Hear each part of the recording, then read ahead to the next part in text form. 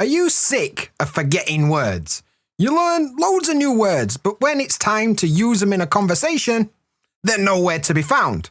Well, today, I'm going to help you change that so you can communicate more confidently. All right, mate, and welcome to the BritSpeakPod, the podcast designed to help you understand British life, British culture, and of course, British English. So, let's get cracking. Hey up, mate. How's it going today? Yeah, I'm not too bad. Thanks for asking, and welcome to episode 15 of the BritSpeakPod, where today we're talking all about learning and, more importantly, remembering vocabulary. But before we get into all that good stuff, if you're new around here, nice to meet you. My name's Dan. Do me a favour, please subscribe to this podcast wherever you get your podcast from. I'd proper appreciate that. And if you're not new around here, welcome back, mate. Nice to see you again. I hope you had a good week. Anyway, today we're talking all about vocabulary. It's pretty important, you know. So when I came to Japan, 8 years ago now, bloody hell, 8 years ago I came to Japan, and I could speak a bit of Japanese, you know. I could get by, I could survive, kinda. But when I came to Japan, I started picking up new words all the time, just naturally, you know, conversations, TV, whatever. And I just automatically pick up new words all the time. And at first, I just kind of absorbed ones that I thought were interesting and ones that I didn't. I kind of forgot pretty quickly. And eventually, I bought a notebook. And I'd carry this little notebook around with me. And anytime I learned a new word, I'd write it in this little notebook. Then I'd go and I'd look it up in the dictionary or whatever. What does it mean?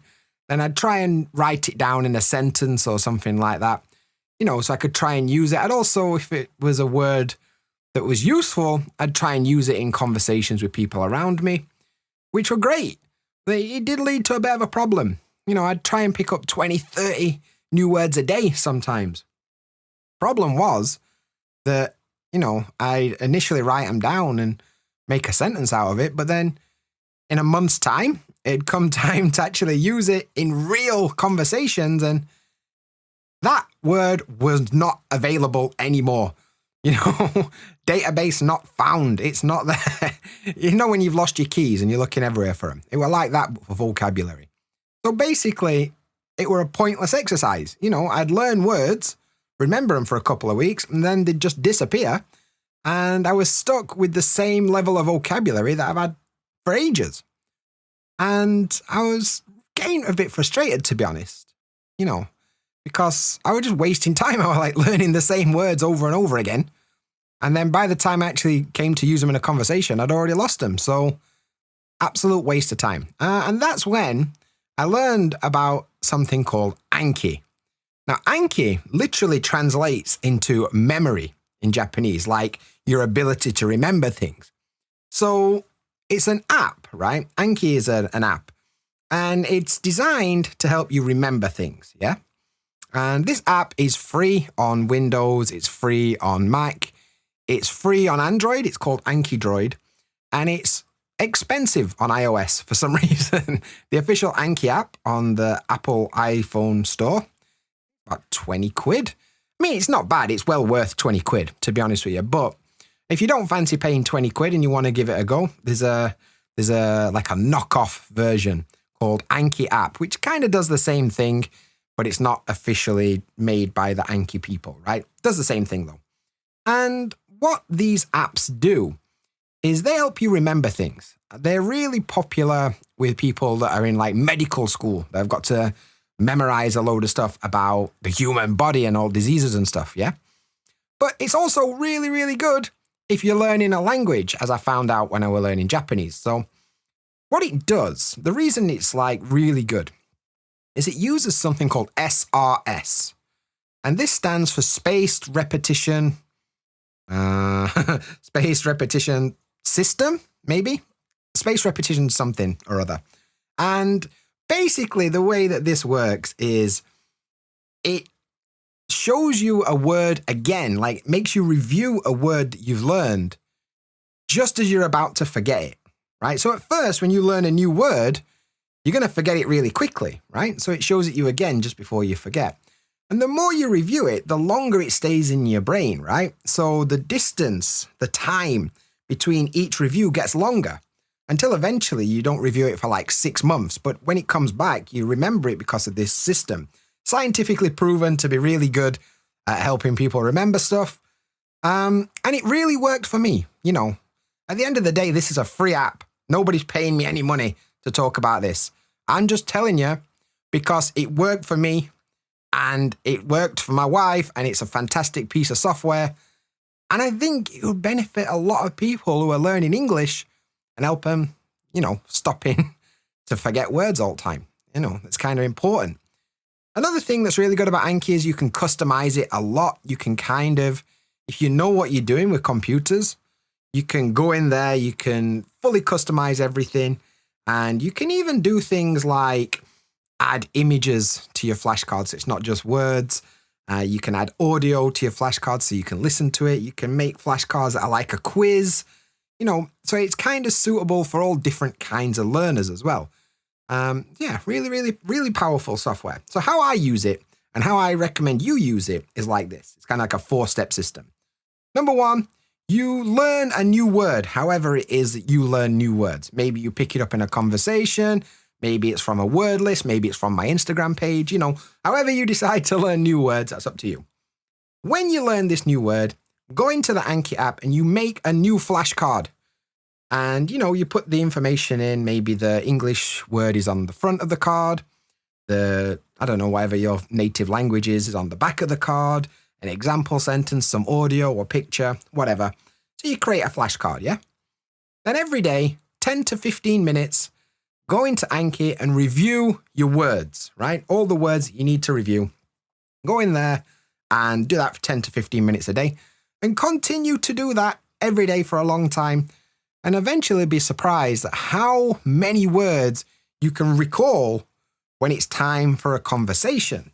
You know, that's the biggest problem, isn't it? Like, well, it's great when you're learning words on your own, but when it's time to actually use them in a conversation and your mind goes blank, that's the problem we're trying to fix.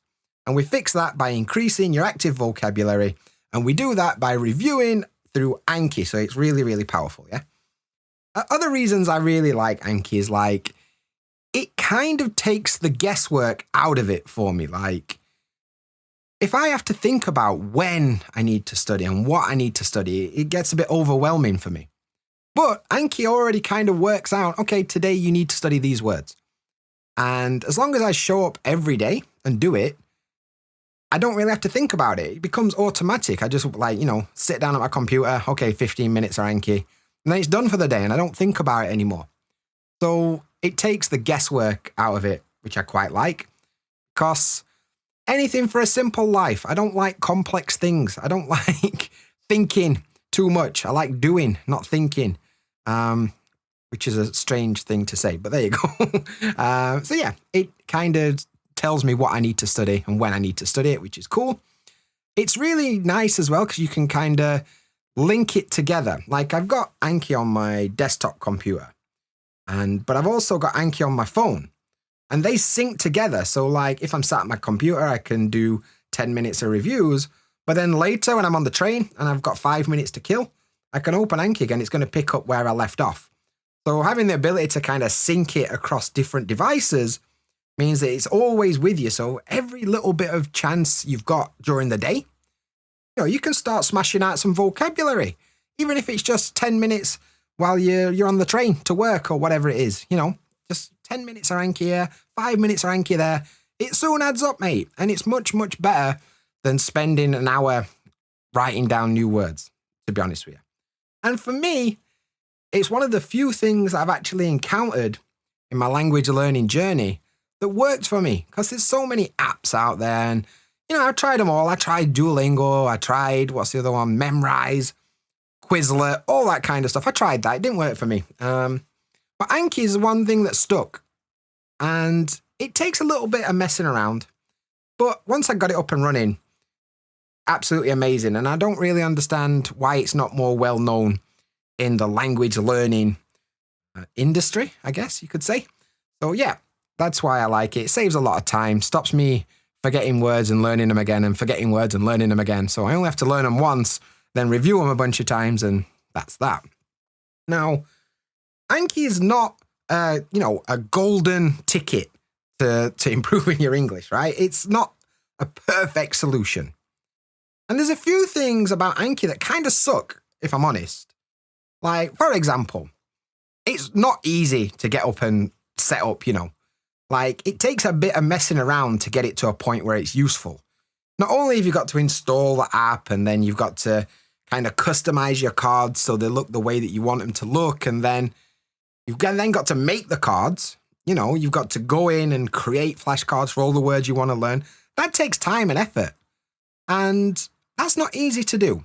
However, I'll talk a little bit about that later because I'm going to make that easier for you. But there is that little barrier of, you've got to kind of do things before you can start using it, which is a bit of a ball ache, to be honest. Other than that, it's great for reviewing new words, but it's not good for learning new words. You kind of need to learn the word before you put it in Anki, right? So you've still got to be learning new words, whether that's from magazines or podcasts or whatever. However you decide to learn new words is up to you. You still got to do that. Anki is not going to replace that. Anki is more for reviewing what you've already learned, And as I said earlier, creating cards can take quite a lot of time. There are some shortcuts, like you can use ChatGPT to help you, and there's some other shortcuts and stuff that you can take to create cards in bulk if you know what you're doing. But if you don't know what you're doing, it's going to spend quite a lot of time individually creating flashcards, and that could take a bit of time.